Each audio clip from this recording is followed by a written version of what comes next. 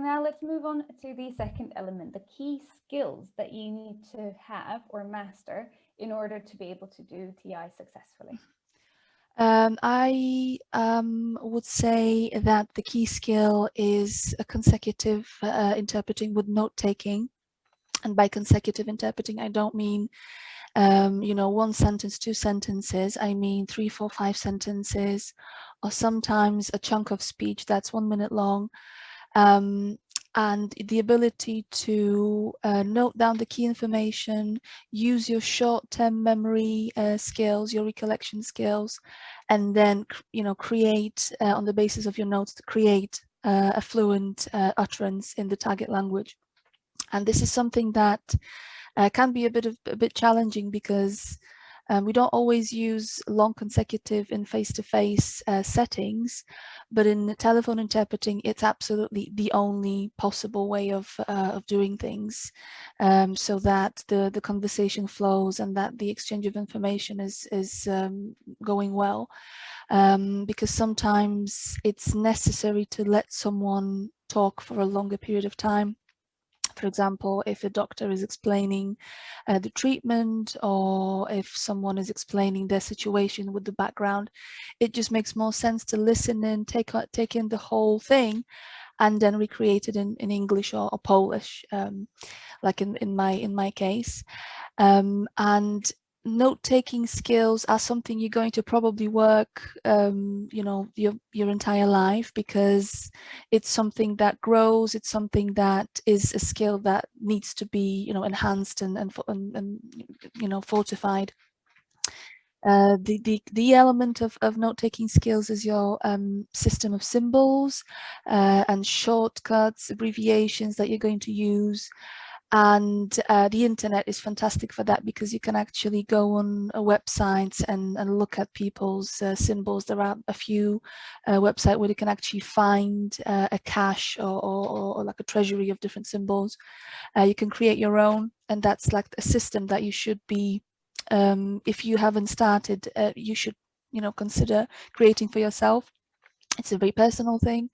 So for example, I would use symbols that make sense for me, might not necessarily make sense for someone else, but it's absolutely essential to, whichever way you want to do it, to have that skill in place. Also, always have a pen and paper, or in my case, I don't use paper because I don't want to like keep having to shred it. So I use like a disappearing writing pad. You can buy them quite cheaply on the internet. I think the prices start from like just a couple of pounds. And if I need to note something down, and you will need to note things down, for example, things like dates, names, especially if someone has an unusual name, or if you have to spell the name, that will be very, very important to have at hand. Names of medications, lists of symptoms, lists of instructions, registration numbers of vehicles, place names, um, um, postcodes, addresses. All this you will have to write down, because our memory is not very good with random numbers and just random bits of information. And it's sometimes it's absolutely, well, essential to make sure you've got them down properly. Another element is to be able to use a spelling system. So for English speakers, I use NATO phonetic alphabet. There is a British version and there is an American version, which is slightly different, just depending on where you work. But it's very, very important to have that down absolutely pat, so you can spell things, especially since the connection might not always be great.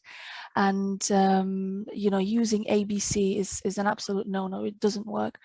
From my own practice, I can share with you that for Polish speakers, I use Polish names. So instead of saying B for Bravo, I would say B for Barbara, or A for Anna, or K for Krzysztof, because these are very well-known names, and even if there are, you know, slight disturbances on the line, some, you know, some background noise, people will hear them well. And I always ask my clients to spell something that's not immediately obvious using those Polish names. For spelling things, make sure that you've got a reliable system that works for your, you know, for your language audience. So, you know, it could be names, it could be place names. But like for Polish speakers, it's given names. That's a really good system. And again, before you start work, you know, make sure you've got your notepads, your LCD writing pads, or whichever materials and means you use for making notes, that you've got them at hand. And, you know, even if it's something really, you know, obvious, even if it's something that you've heard multiple times, I would still encourage to make notes whenever you can, whenever it's sustainable, because sometimes, you know, all you need is a knock on the door, or, you know, one of your children coming in, or your pet, or, you know, something happening, and then you break that concentration and you might lose that key information. And it's just easier to pick up just by asking someone to repeat one element rather than get through the whole thing again.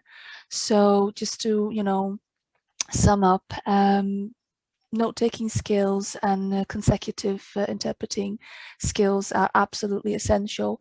And you will also find that it will enhance your face-to-face skills as well, because, you know, those skills are transferable.